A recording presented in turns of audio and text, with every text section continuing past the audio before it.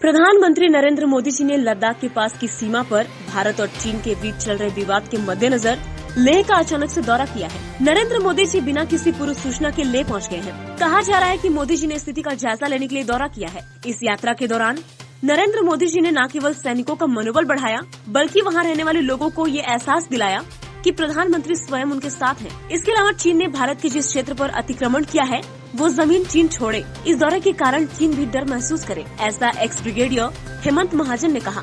पुणे में उन्होंने ये प्रतिक्रिया दी है। पंतप्रधान श्री नरेंद्र मोदी इन्होंने आज एक सरप्राइज विजिट दिया है लेह के लिए, जो एक बहुत ही इम्पोर्टेंट विजिट समझी जाती है।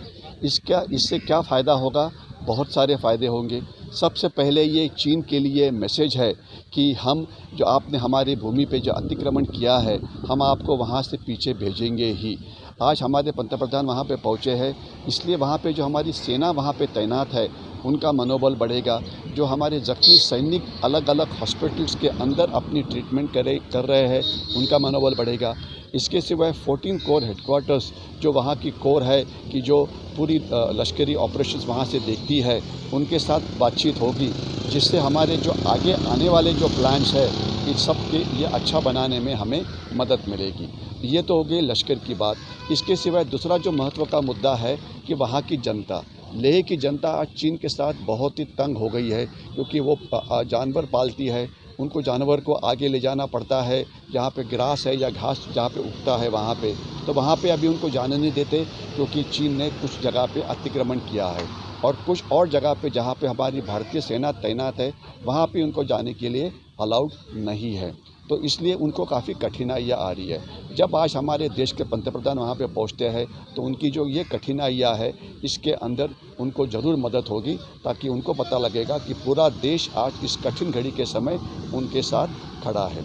और इसका एक जो महत्व का असर है, वो चाइनीज़ आर्मी के ऊपर पड़ने वाला है। चाइनीज़ आर्मी देखेगी कि हमारे पंतप्रधान वहाँ पर आए हैं, हमारे नागरिकों के साथ बातचीत कर रहे हैं, हमारे सैनिकों के साथ बातचीत कर रहे हैं, लेकिन उनके पंतप्रधान छुप के बैठे हुए हैं बीजिंग के अंदर।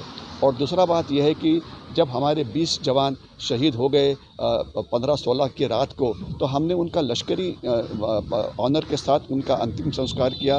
हज़ारों लाखों लोग उसके लिए तैयार वहाँ पे हाजिर थे, लेकिन चीन के जो सैनिक मारे गए, उनको चुपचाप से दफनाया गया। तो इसलिए चीनी सैनिकों के परिवारों के बीच में बहुत गुस्सा है कि क्या हमें इतना भी लास्ट जो राइट्स का जो ऑनर होता है, वो हमें नहीं मिलेगा। इसके सिवाय जो रिटायर्ड चीनी फ़ौजी है, उनकी संख्या तकरीबन 70 लाख से ज़्यादा है, उनमें भी बहुत गुस्सा है।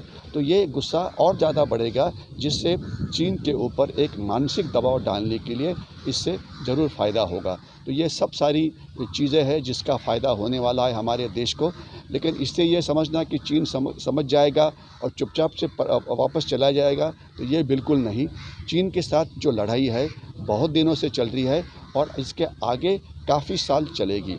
लेकिन चीन के इस लड़ाई में हमने एक इम्पॉर्टेंट कदम ज़रूर उठाया है, जिससे चीन को एक फर्म मैसेज ज़रूर ही मिलने वाला है। तो विज़िट इम्पॉर्टेंट है, लेकिन इसके बाद भी लंबी लड़ाई के लिए हमें तैयार होना है, जिसमें नागरिकों का योगदान बहुत इम्पॉर्टेंट है। अगर हम चाइनीज़ वस्तुओं के ऊपर बॉयकॉट कर सकते हैं, तो उनकी आर्थिक ताकत कम होने के लिए मदद मिलेगी, जिससे उनकी लश्करी आक्रामकता ये कम होगी। तो मुझे आशा है कि सभी नागरिक चाइना के सभी चीज़ों के ऊपर बॉयकॉट जरूर करेंगे। संवाददाता मोहन दुबे, VSRS न्यूज़, पुणे, महाराष्ट्र।